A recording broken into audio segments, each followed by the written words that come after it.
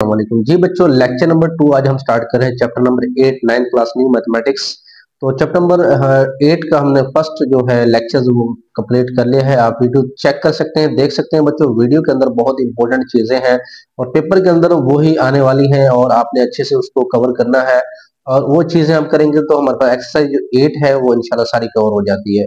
तो आज हमारे पास सेकंड है, तो ये इंपॉर्टेंट चीजें हैं। तो इस चैप्टर से तकरीबन 4 शॉर्ट सवाल आने वाले हैं क्योंकि ये मोस्ट इंपोर्टेंट है शॉर्ट के लिहाज से। तो यहाँ पे हमारे पास मैथमेटिकल प्रूफ के अंदर कुछ अंडरस्टैंडिंग हमने करनी है कि आपको जो चीजें समझाने जा रहा हूँ। तो आज हम इस सारे चैप्टर्स को क्लियर करते हैं तो आपके जो भी कंसेप्ट इंशाल्लाह क्लियर हो जाएंगे। Suppose Fayaz is a student of grade 9। कहता सपोज कर लिया, फर्ज कर लिया कि एक तालिब इल्म है फयाज, वो 9 क्लास का एक बच्चा है, स्टूडेंट्स है। One day he arrived home late due to heavy traffic in a city. यानी एक दिन वो एक शहर में ट्रैफिक यानी बहुत ज्यादा ट्रैफिक की वजह से वो घर पर लेट पहुंचा। His father however suspected that Fayaz had not gone to the school. तो उसके वालिद साहब जो है उसने फयाज पर यानी शक किया कि वो स्कूल नहीं गया था, कि हो सकता है स्कूल ना गया हो। उसके अब्बू ने उस पर यानी जाहिर बात है शक ही करना है कि लेट क्यों है। And instead spent the day elsewhere, यानी बजाय वहां दिन गुजारने के ये इधर उधर घूमता रहा, ये स्कूल नहीं गया है। टू एड्रेस हिज कंसर्न, कहता है जो इसे इसका जो कंसर्न है, जो इसका फोकस है एड्रेस पर, हिज फादर आस्क पूछा, यानी उसके वालिद साहब ने पूछा, टेल मी द ट्रूथ, बच्चे मुझे सच बताओ कि तुम्हारा कंसर्न किधर है। Did you go to the school today, क्या तुम आज स्कूल गए हो। Fayaz respond saying yes, Fayaz ने कहा जी अब्बू जी मैं गया हूँ, आई डिड मैं गया। तो still doubtful his father ask, तो यानी वो बात ये समझा रहा है आपको कि ये बच्चा जो है वो हो सकता है स्कूल गया नहीं गया। आदमी अपने को तो शक है ना, लेकिन बच्चा क्या कह रहा है, बच्चा कह रहा है कि जी अब्बू जी मैं तो गया था। लेकिन वाला साहब को फिर भी शक है क्योंकि बच्चे पे थोड़ी उसने कहना कि मेरा बच्चा वाकई गया होगा, अभी शक कर रहा है।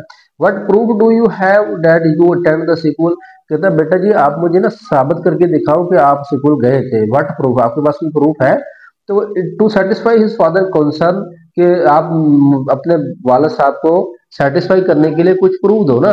Fayaz says that my classmate Ahmad, Fayaz ने कहा मेरा जो क्लासमेट्स है, मेरा जो क्लास का मेंबर्स है, बच्चा है, वेंट टू द स्कूल, वो स्कूल गया था विद मी, मेरे साथ। कहता है जी फयाज कहता है कि अहमद से पूछ लो जो मेरे साथ स्कूल गया था, मेरा वो चलो कुलीग है, वो सेटिस्फाई कर देगा ना, तो गवाह जिसे हम कहते हैं। And could confirm with him, और वो मेरे साथ कन्फर्म गया था। But his father was still not convinced by his words, लेकिन उसके वालिद साहब जो है अभी भी माइल नहीं हुआ, कन्विंस नहीं हुआ, माइल नहीं हुआ उसके अल्फाज से। हो सकता है उसका दोस्त भी झूठ बोल रहा हो, क्योंकि अब जैसे आप हो, आप स्कूल ना गए तो आप कहते हैं जी अब्बू जी मैं स्कूल गया था, अब्बा कहे जी आप स्कूल गए थे, कोई सबूत हो, तो आप कहोगे मेरा दोस्त अहमद जो पड़ोसी है वो भी, उससे पूछ लो जाकर, वो भी मेरे साथ गया था। अब हो सकता है वो दोस्त आपके साथ मिला हुआ हो, वो भी ना गया हो, तो इसलिए अब्बा को भी शक है। क्योंकि आपके अब्बे को आप पे यकीन नहीं है तो आपको यकीन करवाना होगा ना पहले, फिर ही बात बनेगी। How will he prove his father claim that he went to the school और नॉट, कहता अब कैसे अब्बा जी कैसे जो है वो साबित कर सकते हैं, कैसे उसको यकीन आए कि बच्चा स्कूल गया है या नहीं गया है। तो इसी के लिए हमें ये to prove his father claim Fayaz would need to present some evidence like his attendance for dad, कहता है तो हमें यही उसके वालिद को क्लेम करना होगा कि फयाज को कुछ एविडेंस की भी जरूरत है, जैसे अटेंडेंस की जरूरत है कि उस दिन स्कूल गया, स्कूल में हाजिरी लगी। Which was recorded in the school attendance register, यानी वो स्कूल का रजिस्टर जहां अटेंडेंस लगती है उसका रिकॉर्ड उसको चाहिए। सीसीटीवी कैमरा जो फुटेज होती है स्कूल में लगी होगी कि वो चाहिए कि वाकई बच्चा गया या नहीं गया from the school, to prove that he was indeed present. तो ये प्रूफ होगा, फिर ही कंफर्म होना है। ये दोस्त से बचाने के लिए हमें कुछ नहीं कहा जा सकता, ठीक है बच्चों। तो ये चीजें होती है हमारे पास। अब आगे हम जरा इसको पढ़ते हैं। यहाँ पे कहते हैं consider another situation you have bought a mobile, तो वो तो बात खत्म हो गई है कि क्या चाहिए था। यहाँ पे कहता है कि एक और हमारे पास सिचुएशन है कि you have bought a mobile phone with a warranty of about 1 year, यानी आपने मोबाइल फोन खरीदा है, 1 साल की गारंटी है। After using the mobile phone for few days के गारंटी की, यानी आपने जब मोबाइल यूज किया 1 साल की गारंटी है, तो चंद दिन बाद आपका मोबाइल जो है ना वो टूट गया, ब्रेक डाउन खराब हो गया। So you take it to mobile company और सर्विस प्रोवाइडर। तो फिर आप क्या करेंगे, मोबाइल कंपनी वालों के पास जाएंगे जहां से आप वो मोबाइल खरीद कर लाए थे, तो आपके पास गारंटी है। The customer support representative will ask you for proof. तो लेकिन वो प्रूफ मांगेगा, बताओ प्रूफ दो मुझे कि आप क्या मेरी दुकान से लेकर गए हो। If you want to claim your mobile phone warranty, तो आपको चाहिए कि आप अपने मोबाइल की वारंटी के क्लेम करें, आप वारंटी जो कार्ड था उसको दिखाएं, और to claim the warranty on the mobile phone की जो वारंटी है उस पर क्लेम करें कि ये लो जी, ये आपके सामने आपने रसीद काटी, आपने ये वारंटी दी है, 1 साल की दी है, तो ये आप उसको चेक करवाओगे, ऐसे ही है ना। तो you must present the warranty card as a document proof to be customer service representative. तो generally we have to prove and disapprove many claim. तो इसी तरह आमतौर पर वो कहता है कि हम बहुत सारे क्लेम कर सकते हैं। तो ये बेटा जी हमारे पास से एक छठा सवाल बनता है, वो पीछे एक्सरसाइज में दिया है, तो वहां से ये निशान लगाया। छठा क्वेश्चन आप एक्सरसाइज 8 से चेक कर सकते हो। एक्सरसाइज जो नंबर 8 है ना, उसमें छठा सवाल है, उसका भी ये है सोल्यूशन, जब हम पढ़ेंगे इंशाल्लाह आपको बताएंगे। Generally, we have to prove and disapprove many claims and statements in our daily routine. तो ऐसे हमारे जिंदगी में बहुत सारे क्लेम्स आते रहते हैं। In mathematical proof, provide the evidence that a statement is good. तो मैथमेटिकल वो कहता है एविडेंस हमें चाहिए होते हैं कि स्टेटमेंट जो है वो करेक्ट है या नहीं है। तो डिमोन्स्ट्रेटिंग अ लॉजिकल सीक्वेंस, वजाहत करें कि logical sequence of the step that lead to final conclusion. तो हमें वजाहत देनी होती है कि फाइनल जो रिजल्ट होता है, जो नतीजा निकलता है, उसके लिए कुछ ना कुछ लीड चाहिए, हमें कुछ सबूत चाहिए होते हैं, ठीक है। अच्छा लो जी, अब एक हमारे पास एग्जांपल है, करनी पड़ेगी। यहाँ पे कहता है कि if x is an odd integer, x square is also odd integer. साबित करें कि अगर x ऑड इंटीजर्स है, ताक जिसे हम कहते हैं ताक इंटीजर्स, अब इंटीजर्स सही अदाद को कहते हैं ताक सही अदाद, x square is also odd integers, कहता है एक्स स्क्वायर भी है, अगर एक्स है तो वो भी है, साबित करो।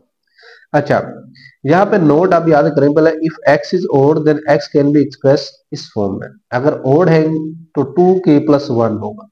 देखिए बच्चों, k बिलोंग टू z है, यानी इंटीजर्स है। अब k हम यहाँ 1 रखे तो 2 1 से मल्टीप्लाई होने के बाद 2 1 2 +1 3 आंसर आया ना। तो 3 जो है क्या ऑड है, ऑड है। तो इसका मतलब ये हुआ है कि बच्चों हम यहाँ पे कुछ भी पुट करें, 4 पुट करें, 4 2 8 +1 9, आप 5 पुट करें, 5 2 10 +1 11, यानी इट्स मीन जो आंसर आएगा वो ऑड ही आएगा, वो ताकदद ही आएगा। इसीलिए हम एक जनरल फॉर्म लेते हैं, x की जगह पर 2k+1 या 2x+1 भी कर सकते हो, ठीक है, 2x+1 कोई मसला नहीं है। तो के जरा ज्यादा बेहतर होता है। तो फिर हम क्या करेंगे, let x be odd integers, x एक ऑड इंटीजर्स है, और then definition of odd integer, ये डेफिनेशन ऑड इंटीजर की इक्वेशन है, इसको उठाएंगे। अब ये जो k होगा वो बिलोंग टू z, मतलब z क्या इंटीजर्स है ना, z इंटीजर्स है, तो इंटीजर में से ही आपने k की वैल्यू उठानी है। जैसे मैंने बताया इंटीजर में 0 भी होता है, माइनस के भी होते हैं, प्लस के भी होते हैं, तो 1 2 3 सारी गिनती होती है ना, तो वो सारे आप यहाँ पुट कर सकते हैं, ठीक है। हमेशा आंसर क्या आएगा, ओ दिया आएगा। अच्छा, अब वो इसने कहा था ना x square is a odd integers, तो हम क्या करेंगे, एक्स नो एक्स स्क्वायर कर देंगे, बहुत साइड पे हम स्क्वायर ले लेंगे, एक्स स्क्वायर 2k+1 का स्क्वायर, फार्मूला वही a + b का square, a square + 2ab + b square वाला है, ठीक है। वही फार्मूला यूज करेंगे, 2k का स्क्वायर इन 4k स्क्वायर, 2ab 2 2 4k +1। अब ये इन दोनों से कॉमन ले ले, ठीक है ना, दोनों से कॉमन ले ले, 2 कॉमन आया, 2k² यानी 2 बाहर आ गया तो 2 रह गया ना, 2k², यहाँ 2 बाहर आ गया तो 2k रह गया। हालांकि k भी बाहर आ सकता है, k को भी हम कॉमन ले सकते हैं, लेकिन वो नहीं लेना, क्योंकि हमने इंटीजर्स वाले को अंदर रखना है, इसको हमने एक नाम देना है m का, इसका जी m का नाम देना है, और ये भी बिलोंग टू z से ही होना, क्योंकि z से उठा रहे z से ही होंगे ना। तो बच्चों अगर इसकी जगह पे मैं m रखता हूं, बिकॉज इसका नाम m देंगे तो 2m+1, यानी फॉर्म उसी तरह बनेगी जिस तरह 2k+1 थी। तो एक्स स्क्वायर पुट करने के बाद भी फॉर्म हमारे पास उस जैसी बनी, तो इसका मतलब है अगर वो ओड है तो ये भी ओड ही है। देयरफॉर पुट करके चेक कर लो ना, अब 1 पुट करो 2 1 2 प्लस 1 3, 4 पुट करो 4 2 8 प्लस 1 वही आते हैं। तो x square is odd integer by definition of odd integers. लो जी दूसरा, sum of two odd integer is even number. याद रखें कि जब भी दो ऑड इंटीजर दो ताक अदद को जमा करते हैं तो हमेशा जुफ्त अदाद ही आता है। Sum of two odd integer is even integer. अब बच्चे यहाँ पे जैसे अब देखें हमारे पास टू ऑड है, 3 प्लस 3 ऑड है, मैंने क्या आंसर 6, 6 क्या इवन नंबर है, 3 ऑड है और इसमें मैं 7 पुट करता हूँ आंसर 10 है, और दो ऑड को प्लस करते हैं एक इवन नंबर ही आता है। ये बात तो साबित है, लेकिन साबित हमने करके चेक करवानी। अच्छा बच्चों अब यहाँ पे बात आती है कि x is even integer, then x can be express इस फॉर्म में। इवन के लिए 2k होना चाहिए, k की जगह पे आप देखिए 1 पुट करें आंसर 2 आ रहा है, 2 पुट करें आंसर 4 आ रहा है, 3 पुट करें आंसर 6 आ रहा है, 5 पुट करें आंसर 10 आ रहा है। तो ये सारे जो नंबर्स आ रहे हैं ये क्या है, इवन आ रहे हैं, जुफ्त आ रहे हैं। तो हम करेंगे दो इंटीजर्स लेंगे, बिकॉज उसने कहा कि टू इंटीजर्स होने चाहिए और लेट करेंगे। देख रहे हैं यहाँ पे लिखा हुआ था, ये लिखा हुआ था कि sum of two odd numbers is even number. तो लेट करेंगे x and y be odd integers. ठीक है, पहली बात याद कर लें कि दो हमारे पास जो होंगे ऑड होंगे ना। अच्छा then by definition of odd integers we can express, odd integer की डेफिनेशन यही थी। ठीक है, लिख लिया, for some k and n belong to z, thus x plus y, x की वैल्यू ये है और y की वैल्यू ये है 2k प्लस 1 और 2n प्लस 1। बच्चों 2k और इस 2k प्लस 2n को ऐड करके प्लस 1 और प्लस 1 हम लिख देंगे। उसके बाद 2 और यहाँ k और प्लस n प्लस 1। अच्छा देखिए इसको एक स्टेप कर लीजिएगा, 2k प्लस 2n प्लस 2 कर लें, बिकॉज 2k 2n और ये 1 प्लस 1 2 हो जाएगा। अब सबसे 2 कॉमन लेना है, सिर्फ 2 लेना है और ये जो फॉर्म बनेगी इसको m के इक्वल रख देना है। अब बच्चों की where k plus n plus 1 equal to m और m belong to z, m रखा तो देखें 2m, तो 2m बन गया। x प्लस वाई दो ओड इंटीजर्स को ऐड किया, लेट किया था ना, इंटीजर्स ओड लिए थे, ओड की फॉर्म है, डेफिनेशन है, इवन के डेफिनेशन में 2k है यानी 2m है। तो इसका पता चल गया कि हमारे पास इवन नंबर ही आया। Therefore x plus y is an even integer by definition even integer। तो हमने आपको रियल नंबर के अंदर भी बताया है, तो आप ऐसे चेक कर सकते हो, सारी चीजें ऐसे ही हैं, अच्छी एग्जाम्पल है, मोस्ट इंपोर्टेंट है, याद करनी, लॉन्ग क्वेश्चन क्लास से ही आ सकती है। एग्जाम्पल नंबर 7 की बात करते हैं, वेरी वेरी इंपॉर्टेंट से। Prove that of for any two non empty sets A and B. और जो डिमार्गन का कवानीन है वो एक दिया हुआ है, कहता है इसको साबित कर दो डिमार्गन का कवानीन। ये होता कैसे है, पहले तो हमने इसके क्वेश्चन पढ़े होते थे ना। अब वो कहता है कि ये साबित करके दिखाओ ये आपस में कैसे बराबर होता है, कि ए यूनियन बी का कंप्लीमेंट्स इक्वल होता है A complements intersection B complement.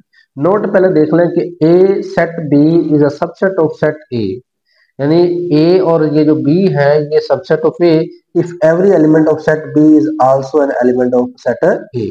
कि ए सेट जो है वो B is a subset of A का, बी अगर ए का सबसेट है तो ये लिखा ना बी सबसेट है ए का, एक्स बिलोंग कर रहा होगा बी से और एक्स बिलोंग कर रहा होगा ए से, यानी अगर एक्स की वैल्यू ए से और बी से बिलोंग करती है तो हम इसको यूं लिख सकते हैं कि बी सबसेट क्या है ई का। चले स्टार्ट करते हैं। हम क्या करेंगे, लेफ्ट हैंड साइड को उठाएंगे।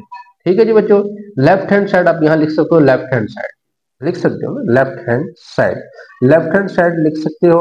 सबसे पहले हम लेट करेंगे x belong to A union B का क्या होगा जी बच्चों, कंप्लीमेंट हो जाएगा, ए यूनियन बी का क्या हो जाएगा, कंप्लीमेंट हो जाएगा। हम इसको लेट कर लेंगे ना, जारी बात है। अच्छा जी, ये तीर का निशान लाजमी लगाना, इंप्लाइज दैट साथ साथ चलता रहेगा। अब बच्चों जरा ध्यान से गौर से समझना है, समझ बच्चों को नहीं आती इसकी एक चीज माइंड में रखो कि एक होता है, ये होता है बिलोंग टू, यानी एक्स रुकन है इस चीज का।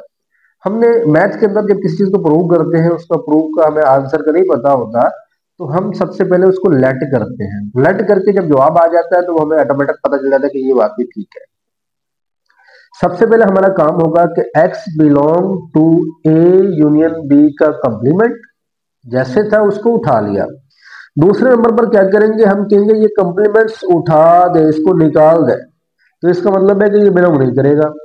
अब ए यूनियन बी का कॉम्प्लीमेंट वही होता है कि यू में से इसको निकाल देना ए यूनियन बी को, तो उसका कॉम्प्लीमेंट आता है कि यू के वो अर्कान आते हैं जो इस ए यूनियन बी में नहीं होते हैं।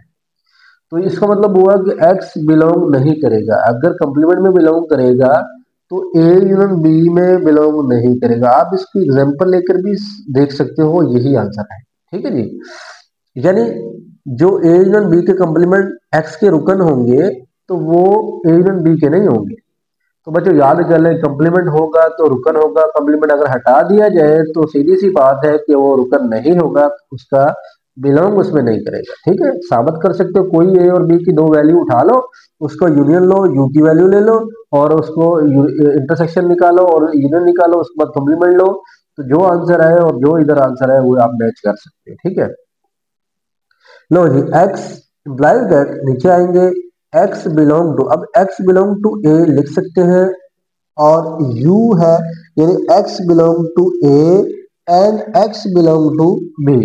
ठीक है, यानी x जो है a के साथ भी बिलोंग कर रहा है एंड x बिलोंग कर रहा है b के साथ, यानी लाजमी कर रहा है, a के साथ भी बिलोंग नहीं कर रहा है और b के साथ भी बिलोंग नहीं कर रहा है। एंड लगाएंगे क्योंकि ये लाजमी है, और तब होता है कि या हो सकता है ये नहीं हो सकता। ठीक है, तो हमारे हमारे पास x not belong to a and x not belong to b। अच्छा जी, अगर जैसे हमने बिलोंग यहाँ बिलोंग करता था कॉम्प्लीमेंट था, जब बिलोंग नहीं करता था कॉम्प्लीमेंट खत्म कर दिया।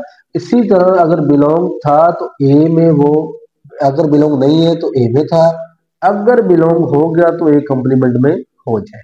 ठीक है, x बिलोंग कर गया b में तो x बिलोंग नहीं करेगा b कॉम्प्लीमेंट में, तो इसको u लिखा जा सकता है। ठीक है, तो एग्जांपल बच्चे देखे ना, अगर u हमारे पास u की वैल्यू है ना 1 और 2 और 3, और मेरे पास अगर a की वैल्यू है 1, तो जैसे बच्चे u में से अगर a निकालें तो इसका मतलब है u की वैल्यू 1 2 3 और a की वैल्यू क्या है 1 है, ऐसे ही है ना।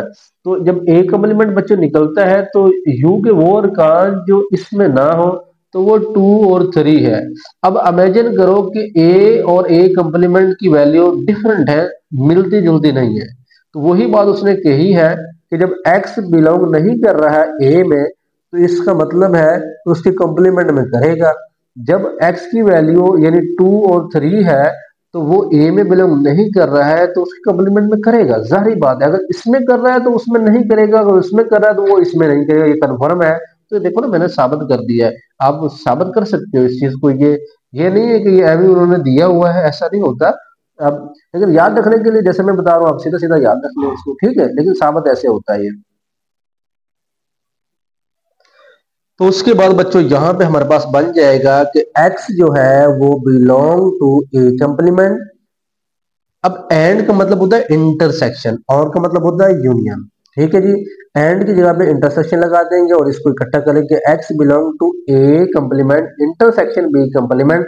तो हमारे पास जो दूसरी साइड थी वो बन गई है, but x belong to A union B is an arbitrary element. ठीक है, यानी ये हमारे पास आर्बिट्रेरी एलिमेंट्स है, ये कोई भी एलिमेंट्स है, ये आरसी तौर पर है और ए यून बी का कॉम्प्लीमेंट्स। अब हमारे पास ये कॉम्प्लीमेंट जो था उससे हमने इसको कन्वर्ट कर दिया। ठीक है, अब देयरफॉर इसीलिए ए यून बी का कॉम्प्लीमेंट जो होता है वो सबसेट होता है A complement intersection B complement. अगर ये आर्बिट्रेरी एलिमेंट है, क्योंकि ये रुकन, हमने रुकन की बात की है ना कि एक्स इसमें है, तो इट्स मीन ये हुआ कि ये दूसरी साइड वाला जो हमारे पास ये बना है, हमने इसको उठाया और इसका रुकन बन गया। याद समझ आ गई ना कि एक्स अगर इसका रुकन, हमने यहाँ पे एक्स जो था वो इसका रुकन हमने साबित किया ना कि ये इसका रुकन है, हम लेट किया तो वही एक्स इसका रुकन भी बन गया। तो इसी से हम आर्बिट्रेरी एलिमेंट से कह सकते हैं कि ये इसका सबसेट है, क्योंकि अगर इसमें वो रुकन है तो इसमें भी है, तो दोनों आपस में इसके अरकान उसके अंदर मौजूद होंगे। ठीक है बच्चों, तो ये इस तरह है। अच्छा, नाउ सपोज करते हैं कि y belong to A complement intersection B complement. अब हमने ये साइड उठानी है और इसको हम साबित करेंगे कि हमने किस तरह करना है। नाउ सपोज ये हमने राइट हैंड साइड उठाई और उसको y वो x किया, इसको y कर ले।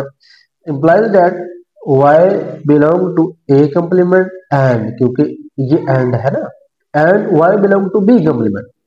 तो बच्चों implies that रुकन नहीं है तो कंप्लीमेंट खत्म हो जाता है, वही साबित करके आपको बताया। अब बच्चों y belong to, अब बच्चों नॉट बिलोंग टू, जब यहाँ पे हो जाए ना नॉट बिलोंग टू के बिलोंग नहीं कर रहा है, तो इसका मतलब ये है कि ए एंड नहीं लगाएंगे, अब ए यूनियन बी लगाएंगे, क्योंकि ये बिलोंग नहीं कर रहा है, y not belong to A union B, यानी वाई इसके अंदर मौजूद नहीं है। अब आप एंड से समझोगे सर ये तो इसके अंदर मौजूद है, एंड होता तो ये ऐसे उल्टा आना था ना, इंटरसेक्शन आता, नहीं नहीं, क्योंकि बिलोंग नहीं है कि इसका रुकन भी नहीं है, वाई भी इसका रुकन नहीं है, तो इसका मतलब है एंड नहीं, आपने और के हिसाब से करना है। जो ऊपर हमने पढ़ा था बच्चों, ये देखो कि ये एक्स बिलोंग कर रहा था, ये भी बिलोंग कर रहा था, तो ये एंड था तो इंटरसेक्शन था, बिल्कुल करेक्ट था। इसीलिए बच्चों ये याद रखिएगा कि जब नॉट हो तो उसको अपने यूनियन में, एंड को यूनियन में कन्वर्ट करना है, ठीक है, और में कन्वर्ट करना है। तो जी बच्चों अगर ये हम इसका यहाँ से रुकन खत्म कर दें, बिलोंग कर दें इसको, तो वो उसका कॉम्प्लीमेंट हो जाएगा, कि अगर यहाँ बिलोंग नहीं कर रहा है तो उसे कॉम्प्लीमेंट में बिलोंग करेगा। तो इसका मतलब ये हुआ कि ये भी इस चीज का सबसेट है, जो हम लेकर चले वो ये बना तो उसका सबसेट हुआ। जब दोनों सबसेट हो जाएंगे, इक्वेशन नंबर 1 का नाम दिया ऊपर, तो इक्वेशन नंबर 1 थी, ये इक्वेशन नंबर 2 है। देखें इससे ये और इससे ये, ठीक है ना, ये जब इसका सबसेट है तो इधर वाला इसका सबसेट है, तो इसका मतलब हुआ फ्रॉम द इक्वेशन 1 और 2 कंक्लूड कि हमारे पास जो रिजल्ट निकला कि वो प्रूव हो जाता है। ठीक है, इस तरह का एक क्वेश्चन आएगा एक्सरसाइज में, इंशाल्लाह वो भी सिमिलर है, करना है। लो जी बच्चों, थ्योरम की अगर बात करते हैं, कुछ डेफिनेशंस हैं। A theorem is mathematically statement that has been proved true based on previously known facts. Theorem की डेफिनेशन याद करें कि थ्योरम एक मैथमेटिकल स्टेटमेंट होती है जिससे जो कि प्रूव कर चुकी है कि true base on previously known facts, जो पीछे वाले हमारे पास कुछ हकायक हैं मौजूदा जो गुजर गए हैं, उनको साबित किया है, वो थ्योरम्स होते हैं। जैसे अभी आप ऊपर पढ़ा ना, ये थ्योरम साबित हुआ, ये थ्योरम है, प्रूव करता है सच। थ्योरम क्या होता है? सच्चाई को साबित करता है। जैसे आप क्वेश्चन जब करते हो, कोई फार्मूलाज करते हो, वो फार्मूले बने कैसे हैं, तो वो एक थ्योरम होता है कि ये सारे ऐसे फार्मूले बनते हैं। ये साइंसदान ने ऐ भी फार्मूले नहीं लिखे होते, उनका कोई सोल्यूशन होता है, वो यही जो हमने अभी पढ़ा है ना, ये थ्योरम्स है, इस तरह होता है, ये इसको थ्योरम कहते हैं।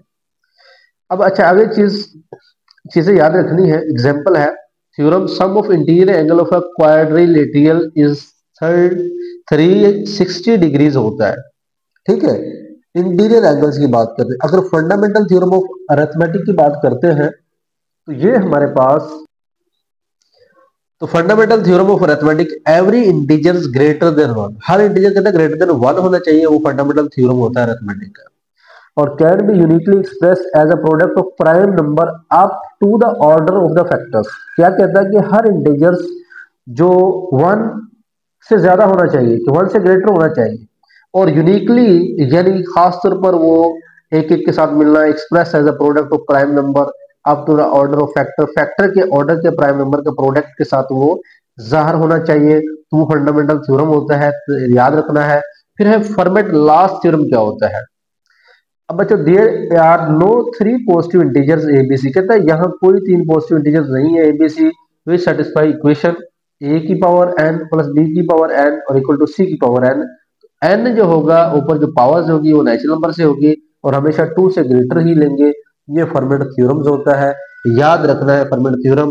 ये बच्चों, ये फर्मेट थ्योरम जो था, ये आफ्टर सेंचुरी, सदी के बाद, was name famous French mathematician Pierre Fermat था, उसने इसका नाम दिया है। ठीक है, याद रखना है फर्मेट लास्ट थ्योरम जो है, ये किसने इसका नाम दिया है? ये हमारे पास एक साइंटिस्ट था, 17वीं सदी की बात है, फ्रांस का था, पेरी फर्मेट, उसने ये साबित किया है। बाकी यहाँ पे अगर एन की वैल्यू रखी जाए तो हमारे पास ये इक्वलेंस होती है, जैसे 9 + 16, यहाँ पे हमारे पास 25 इक्वल टू 25 है, तो ये पाइथागोरस थ्योरम के अकॉर्डिंग ये क्या हो जाता है? साबित हो जाता है। अच्छा, ये चीजें आपने याद रखनी है। उसके बाद यहाँ से कोई चीज करने की जरूरत नहीं है, आप सीधा डायरेक्ट यहाँ पे आ जाए। कंजक्चर क्या होता है? कंजक्चर की डेफिनेशन बच्चों, कंजक्चर ये न्यू है हमारे लिए, क्योंकि ये पहले आपने 11th क्लास के अंदर भी नहीं देखा और हमारे पास हमने भी नहीं देखा कि 11th क्लास की आगे बड़ी क्लासों में मौजूद था। जब एमएससी एमफिल की थी वहां पे हमने ये चीजें पढ़ी थी, तो लेकिन यहाँ पे ये चीजें नहीं है। तो ये पहले 11th और 10th क्लास 9th के अंदर ये पहले मौजूद नहीं थी, तो ये बड़ी क्लासों के अंदर मौजूद थी, लेकिन अब आ चुकी है। आपके लिए नए नए कंसेप्ट आए हैं, बहुत इंपॉर्टेंट है। चैनल को सब्सक्राइब कर ले और बेल आइकन को दबा दें, आपको तमाम की तमाम इन्फॉर्मेशन मिल सके। इसके साथ साथ बच्चों प्ले लिस्ट वीडियो जो आपको वीडियो नहीं मिलती है मैथमेटिक्स की, फिजिक्स की, तो आप हमारी प्ले लिस्ट चेक करें। चैनल पर जाकर प्ले लिस्ट होगी, प्ले लिस्ट ओपन करें, वहां पे सारे मैथमेटिक्स लेक्चर एक साथ दिए होंगे। 9th class math new lecture जो है वहां लिखे होंगे। ठीक है बच्चों, a conjecture is a mathematical statement या हाइपोथेसिस। कहते हैं एक मैथमेटिकल स्टेटमेंट्स होती है, यह एक हाइपोथेसिस होता है, एक मुशाहदा होता है हमारा। जैसे it is believe to be true based on observation. कहते हैं कि दैट इज बिलीव, जिसे यकीन किया जा सके कि ये ट्रू है, सही है, बेस्ड ऑन ऑब्जर्वेशन, यानी मुशाहदात की बुनियाद पर ये हम इसको सही साबित करें। But has not yet been prove, लेकिन वो भी साबित नहीं हुई। ठीक है, यानी आपने मुशाहदा किया कि ऐसा हो सकता है, ये ऐसे होगा, बिल्कुल होगा, तो हमने वो ट्रू कर दिया, लेकिन उसे अभी साबित नहीं किया है, तजर्बा नहीं किया उसका, तो इसे कहते हैं कंजक्चर। समझ आ गई ना कंजक्चर क्या होता है? कि एक मैथमेटिकल स्टेटमेंट या कोई हाइपोथेसिस जिस पर हम यकीन कर लें कि ये सच है, ऑब्जर्वेशन की बेस पर मुशाहदे कर करके हमने खुद से आइडिया लगाए और उसको हमने कर दिया कि ये क्या है, हमारे पास ये एक चीज है। ठीक है, और लेकिन उसको भी साबित नहीं किया है, वो कंजक्चर होता है। If a conjecture is proven to be true, अगर कंजक्चर कहता है कि ये साबित कर दे सही, इट बिकेम अ थ्योरम। अगर वो सही साबित हो जाए तो एक थ्योरम बन जाता है। Conversely if evidence is found that disapprove it, हमें कहता है कि कुछ एविडेंस ऐसे मिलाए पाए गए कि वो डिसअप्रूव हुए, तो conjecture is shown to be false. तो इसलिए वो थ्योरम नहीं बना, वो एक फॉल्स हो गया, क्योंकि ऐसा कोई कंक्लूजन नहीं मिला, डिसअप्रूव ही हुए। अच्छा, फर्स्ट यहां से first propose in the 18th century by German mathematician था, उसका नाम था क्रिश्चियन गोल्डबैच। ठीक है, क्रिश्चियन गोल्डबैच जो था, इसने ये 18वीं सदी की बात है। जर्मनी जो आप देखते हैं, जर्मनी कंट्री है, काफी आगे निकल चुका है, तो उसने गोल्डबैच कंजक्चर का नाम दिया। ठीक है, उसे हम कहते हैं गोल्डबैच कंजक्चर। याद रखना है कि गोल्ड बैच कंजक्चर क्या होता है। 18वीं सदी में जर्मन साइंटिस्ट था, उसका नाम क्रिश्चियन गोल्डबैच था, उसने यानी इसको प्रपोज किया है कंजक्चर को, उसका नाम गोल्डबैच कंजक्चर का नाम। इसकी डेफिनेशन भी है गोल्डबैच कंजक्चर, ये तीर का निशान। Every even integers greater than two, हर इंटीजर जो ग्रेटर देन टू हो, is the sum of two prime number. जैसे अब टू प्राइम नंबर है और ये 3 प्राइम नंबर है, तो आंसर क्या है? 5। तो 5 2 से बड़ा है ना। एवरी इवन इंटीजर्स इवन होना चाहिए। ठीक है, इवन। तो अगर बच्चों यहाँ पे अगर मैं 3 + 3 करता हूं, तो ये भी प्राइम नंबर है, ये भी प्राइम नंबर है, तो आंसर क्या है? 6। इवन क्या है? 6 है। वो कहता है every even integers greater than 2, 2 से बड़ा हो, और हमेशा is a sum of two prime number. Sum of two prime number, दो प्राइम नंबर का सम, जिस तरह 5 + 5 10 होता है, और 2 से वो क्या होगा? बड़ा होगा। एग्जाम्पल, 2 + 2 4 आंसर है, 2 प्राइम नंबर है। 3 + 3 6 है, 5 + 7 12 आया है। तो ये जो दो प्राइम नंबर को ऐड किया जाए, जिसमें मैंने 2 + 3 को ऐड किया लेकिन वो 5 बना, वो नहीं है कंजक्चर। ठीक है, लेकिन अब ऐसा कोई भी प्राइम नंबर जिनको ऐड करें तो जवाब हमेशा इवन आए, वो याद कर लीजिएगा। वो स्टेटमेंट्स क्या होती है? गोल्ड बेच कनेक्शन होता है। बच्चों यहाँ पे an axiom is a mathematical statement that we believe to be true without any evidence. Axiom क्या होता है? कि मैथमेटिकल स्टेटमेंट होती है, वी बिलीव, जिसे हम यकीन करते हैं कि ये सही है, विदाउट एनी एविडेंस, के बगैर किसी हकायक के, एविडेंस के, ये हम मान लें कि ये सही है, यकीन कर ले, रिक्वायरिंग एनी प्रूफ, किसी प्रूफ की जरूरत नहीं है, वो एक्सियम्स होते हैं। ठीक है, अब एक्सियम कई तरह के होते हैं, एग्जाम्पल मौजूद है हमारे पास। पहला है एक्सियम जो है वो क्या लिखा हुआ यहाँ पे, थ्रू अ गिवन पॉइंट्स। कहता है through a given points infinitely many lines can pass. एक पॉइंट से बहुत सारी लाइनें गुजर सकती है, इनफाइनाइटली, बहुत ज्यादा, नहीं पता हमें, वो एक्सियम्स है। हालांकि ये तो सही नहीं है। अब होता है इक्विडी axiom, a straight line can be drawn between any two points. अब दो पॉइंट्स हैं, उनके बिटवीन हम एक स्ट्रेट लाइन ड्रा कर दें, तो वो ये क्या है? इक्विड एक्सियम्स है। एक होता है पेनो एक्सियम्स। एवरी नेचुरल नंबर है सक्सेसर, हर नेचुरल नंबर एक कामयाबी रखता है, विच इज आल्सो नेचुरल नंबर, वो क्या होता है, नेचुरल नंबर होता है। ठीक है जी, हर natural number has a successor which is also natural number. Axiom of extensionally, इसका मतलब हुआ कि टू सेट अगर इक्वल हो जाए if they have the same element. ठीक है, अगर टू सेट्स आर इक्वल हो जाए तो उनके एलिमेंट्स अगर सेम होंगे तो इक्वल होंगे ना, वो एक्सियम ऑफ एक्सटेंसिबिलिटी होता है।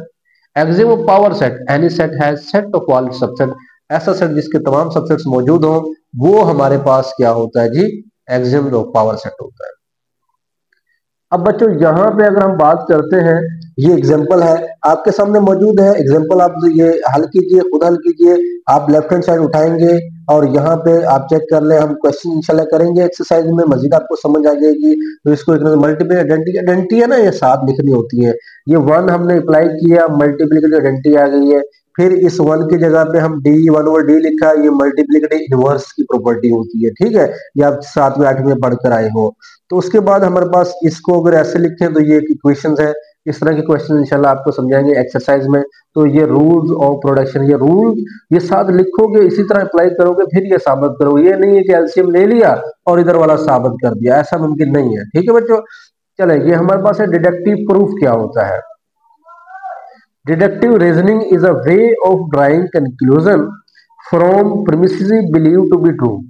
तारीफ याद करनी है कि ऐसा तरीकाकार जो कंक्लूजन को ड्रा करता है from the premises believe to be true, कि इसका प्रीमिसेस मतलब होता है बच्चों अहाता करना। प्रीमिसेस क्या होता है, अहाता, कि ऐसा तरीकाकार जो अहाता करे, बिलीव टू बी ट्रू, यकीन दिलाए कि ये सही है, और सही के मानों से वो हमें ड्रा करके एक तरीकाकार लेकर आए। If the premises are true, अगर वो हमारे पास चीजें आता वो सही है, then conclusion must also be true. यानी अगर जो चीज हमने बयान की है वो अगर ठीक है तो वो सारी ट्रू होंगी। Example, all human being needed to breathe to live, अगर इंसान की जिंदगी के लिए सांस लेना जरूरी है ना जिंदा रहने के लिए। Ahmad is a human, Ahmad is also breathing to live. ये है डिडक्टिव प्रूफ, कि जिसका हकीकत का पता हो और हकीकत सामने हो।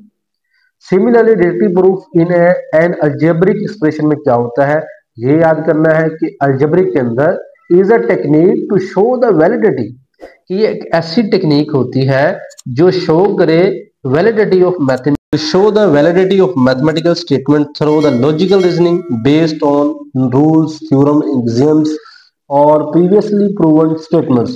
तो यहाँ पे आपने इसकी डेफिनेशन भी याद रखनी है कि ऐसी टेक्निक जो जाहिर करवाती है validity of mathematical statements through the logical reasoning, यानी लॉजिकल रीजनिंग के जरिए मैथमेटिकल स्टेटमेंट्स की जो वैलिडिटी है, जो उसकी काबिलियत है, उसको शो करवाना, जो बेस करती हो रूल्स पर, थ्योरम्स पर, एक्सियम्स पर, यानी जिसके अंदर ये रूल्स मौजूद हो, थ्योरम्स हो, एक्सियम्स हो, वो हमारे पास डिडक्टिव प्रूफ होता है। जैसे यहाँ पे एग्जांपल है, यहाँ पे ये रूल्स लिखे हुए हैं, तो ये हमारे पास क्या है, डिडक्टिव इसका प्रूफ होता है। ठीक है बच्चों, तो इस चीज को अपने माइंड में रखना है। अब यहाँ पे deductive reasoning is broadly used, यानी ये ब्रॉडली ब्रॉडकास्ट जिसे हम कहते हैं दूर दूर तक यूज होती है in algebra to validate identities and solve the quotation, यानी किसी कोटेशन को सोल्व करने के लिए, आइडेंटिटी को वैलिडेट करने के लिए ये हम मुकम्मल तौर पे काफी जगह पे इसको इस्तेमाल कर रहे होते हैं। यहाँ पे क्वेश्चन आता है कि प्रूव x प्लस वन का स्केयर, एग्जाम्पल आपके सामने मौजूद है। आपने लेफ्ट हैंड साइड को उठाया है और x प्लस वन का स्केयर इसको दो टाइम्स में आपने कन्वर्ट किया कि x प्लस वन और x प्लस वन का स्केयर होता है। तो बच्चों यहाँ पे हम समझ सकते हैं कि x की पावर m, x की पावर n, जैसे ये m प्लस n होता है तो इसको हम 1 प्लस 1 यानी पावर 2 है ना, तो 1 और 1 प्लस 1 यानी 2, तो इसमें हमने कन्वर्ट कर दिया। अब अगला हमारे पास राइट डिस्ट्रीब्यूटिव लॉ जो हमने पढ़ा हुआ है, राइट डिस्ट्रीब्यूटिव लॉ, जिस तरह हमारे पास यहाँ पे अगर a हो बच्चों तो वो b प्लस क्या होता है c, और उसके बाद ab और प्लस होता है ac, ये होता है हमारे पास राइट डिस्ट्रीब्यूटिव लॉस। तो यहाँ पे अगर बच्चों हम बात करते हैं कि इसको x लिखा और ये x प्लस वन लिख दिया, फिर हमने प्लस वन लिखा और x प्लस वन लिख दिया, तो ये वही डिस्ट्रीब्यूटिव लॉज है कि ab को मल्टीप्लाई किया और AC को मल्टीप्लाई किया, तो ये इसको हम यूं कर सकते हैं। ठीक है बच्चों, अब नेक्स्ट क्या करना है, x को x से मल्टीप्लाई करना है तो x डॉट x लिख देंगे प्लस, फिर x डॉट वन लिख देंगे प्लस, फिर 1.x और 1.1 प्लस 7। लेकिन ये क्या है, राइट डिस्ट्रीब्यूटिव लॉज है जो हमने अप्लाई किया। देखें A B plus C, A B plus C, A B plus A C, x x plus x one. तो इन दोनों पे राइट डिस्ट्रीब्यूटिव लगा है, ये आपने चेक करना है, ध्यान रखना है। ये आपने कौन सी आइडेंटिटी यूज करनी है उसको सामने लिखना है। ओके जी। फिर एक्स स्क्वायर प्लस यहाँ पे ये चीज बनाने के बाद कम्यूटेटिव लॉ आपको पता है, अगर पावर एम एन हो और एम प्लस एन ये आइडेंटिटी लॉ है। कम्यूटेटिव में होता है कि आप इंटरचेंज कर रहे हो। तो यहाँ एक्स एक्स एक्स स्क्वायर और एक्स को 1 से किया बच्चों, एक्स आना था वो ये है, तो इसने इस वाले एक्स और 1 को किया, तो ये हमारे पास एक्स आएगा और ये भी क्या आएगा, एक्स आएगा। तो प्लस 1 है, प्लस क्या है 1 है, तो एक 1 इसके साथ अटैच कर दिया है और एक 1 को इसके साथ अटैच कर दिया है। तो यहाँ पे x प्लस 1 और क्या है 7 है, यानी 1 को 1 से मल्टीप्लाई करेंगे 1 नहीं आएगा ना। तो इस मीन क्या हुआ, x प्लस 1 और प्लस क्या हो जाएगा 7 हो जाएगा, प्लस क्या हो जाएगा 7 हो जाएगा। अब बच्चों यहाँ पे अगर बात करते हैं कि एक्स स्क्वायर प्लस 1 ये कैसे बना, कि इन दोनों में से x को अगर कॉमन ले लिया जाए, यानी ये तो हो गया ना एक्स स्क्वायर, ठीक है, और ये x को 1 से मल्टीप्लाई किया x को 1 से मल्टीप्लाई x, यानी इन दोनों में जो ये 1 है और ये जो x है, तो उसने x को कॉमन ले लिया और 1 प्लस क्या आ गया 1 आ गया, ठीक है, यानी 1x x कॉमन आ गया। अब जो 1 प्लस 1 क्या हो गया 2, यानी ऐसे नहीं करना कि आपने x मल्टीप्लाई किया x बन गया x बन गया x और 2x बन गया, वो तो सीधा सीधा काम होता है। आपने ये प्रॉपर्टी यूज करनी है कि लेफ्ट डिस्ट्रीब्यूटेड लॉस हम लगाएंगे, हर स्टेप करेंगे, और एक भी स्टेप छोड़ दिया गलत हो जाएगा क्वेश्चन। आपने ध्यान से करना है 1 प्लस 1 x और प्लस क्या आ जाएगा 8 आ जाएगा, ठीक है जी। अच्छा, उसके बाद x square plus 2x plus 8 right hand side ये बन गई है, और हमने लिखा कि right hand side equal to left hand side के, हेंस प्रूव हो गया। इसी तरह एग्जांपल नंबर 10 करनी है जी, आपने जस्टिफाई इच स्टेप, हर स्टेप को जस्टिफाई करना है। लो बच्चों ये देखें, लेफ्ट हैंड साइड को उठाता है और जो ये बटे में 15 है, इसको साइड पे लिखने के बाद 1 और 15 यानी 45x और प्लस 15। अब ये प्रॉपर्टी होती है कि अगर a ओवर b हो, यानी ये a है और ये b है, इसको हम 1 ओवर b और a को साइड पे कर सकते हैं। इसीलिए हमने क्या किया, 1 ओवर 15 अलग कर लिया और ये जो ऊपर वाला a जिसको हम इस तरह दोनों करें, कंपेयर करें, तो ये बनता है।